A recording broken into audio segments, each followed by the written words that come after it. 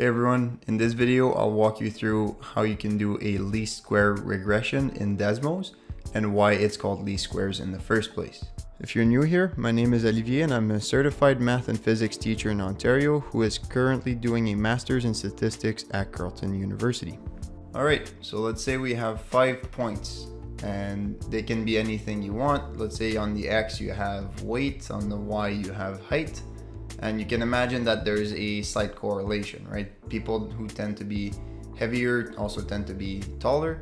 Not always, so that's why it's not a straight line. It might not be a linear relationship, but there is a loose relationship. And generally, when dealing with the real world, it's not perfect relationships, but we can still try to model things with straight line.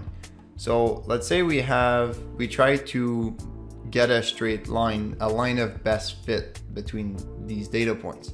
Might look something like this, right? You have 2 points at the bottom. It might be a little bit lower, but the point I'm trying to make is how do you get the line of best fit? You can kind of tell like this line is pretty good, right? Like you have, it fits this data decent. You have the equation at the bottom here.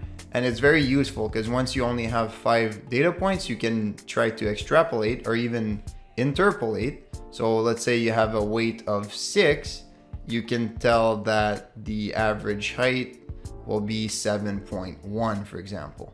And if you extrapolate, it would be to go outside the range of your values. And it would be something like, let's say someone weighs 17, then you can tell that they're 13 tall, something like that. The units don't make sense here, so don't worry about the data too much, but we can still try to fit a line of best fit here. But my question is, how does your brain do this? It tries to minimize the distance between the points and the line. So if you look for the same X value, at this point, you have 5.53 and 4.8, right? So it's about a 0.7 distance. And then you could do that the same thing here. This is around 10 height. This is around 6.7, so it's about 3. The distance between the point and the line vertically is 3. And same thing here, it's 5.6 and 8, so it's about 2.5, something like this. And you can try to adjust the line to minimize the sum of these distances. So for example, let's say I draw these distances, then it looks like something like this. So I'm trying to minimize the sum of all these lines. I can put the numbers if you want, right? And you can add them all up. But the problem when you add them all up is that, for example, this one is negative 3.75 and this one is positive 2.2. So when you add them all up, they don't add the lengths, they cancel each other. So what you can do is take the absolute values. So absolute value, for example, we'll just get rid of the negatives. So it'll be 3.7 plus 2.2. That would be 4.9 plus positive 0.72 plus positive 1.4 plus positive 1.24. When you take the absolute value, you would get, and you add them all up, you would get 9.37. And you could try to minimize this, right? And we want it to be as low as possible to better fit. So I can get something like 8.7. I got 8.6 somewhere, but we don't want to do this trial and error thing, right? And mathematically, it turns out that this is very difficult and maybe even impossible. I'm not sure, to be honest, to solve this mathematically. And why is that? Well, it is because we have something like an absolute value. And an absolute value is a sharp point, right? It's not a round point, and we can't take the derivative. It's not differentiable at the sharp point. So instead, to get rid of the negatives, because keep in mind we have negative numbers, what we can do is we can square them. So when we do the squares, we essentially do the length here, the length there, and then instead of the errors, we take the area of those squares, because the area of a square will always be positive, right? A negative times a negative will be a positive. And then when we add the squares, instead we get a parabola.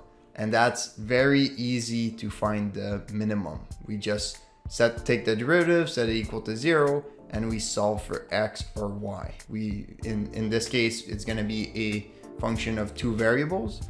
So we're going to have to solve for x and y separately, and we're going to have a system of equations, but that's not the point here. That's not the point of this video.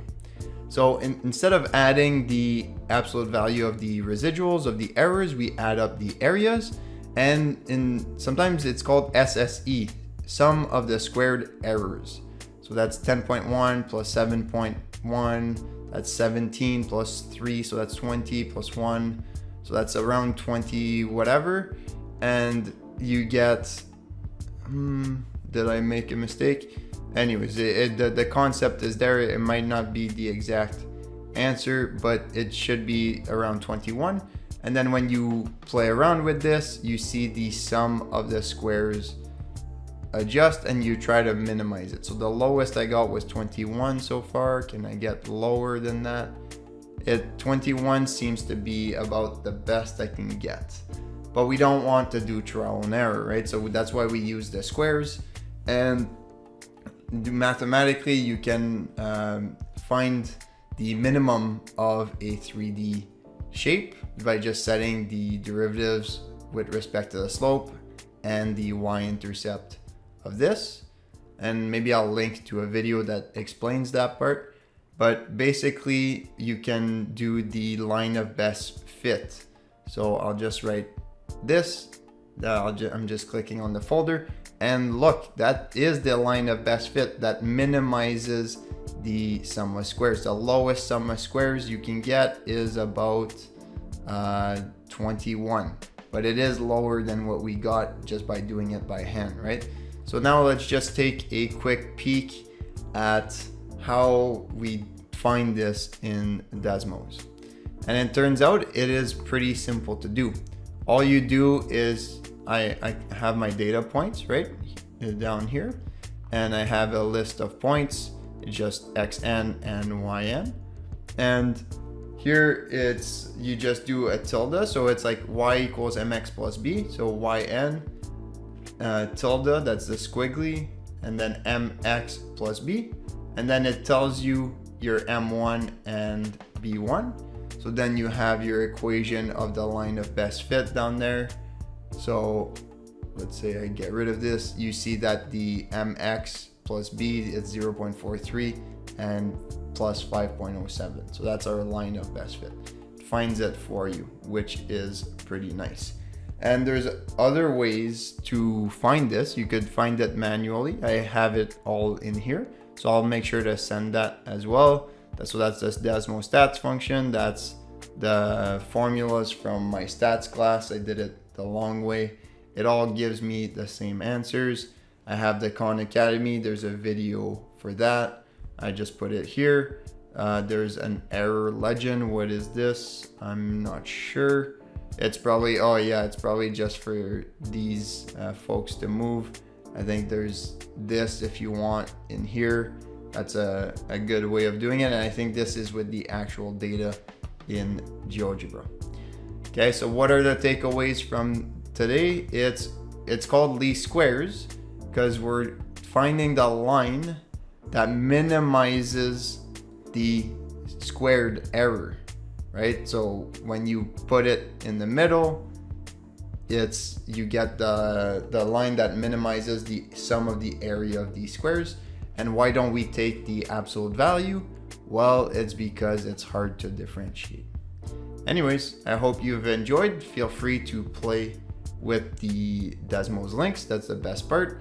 And comment your thoughts in the video below. I can help you build something similar if you want. I've even built a Desmos activity. So if we go in here and copy paste this, you can, let's say I sign in, you can have a Desmos activity. So I'll put the link for that in the description below as well. It's nice if you have students, and it's nice to do even for you. It's a good way to learn.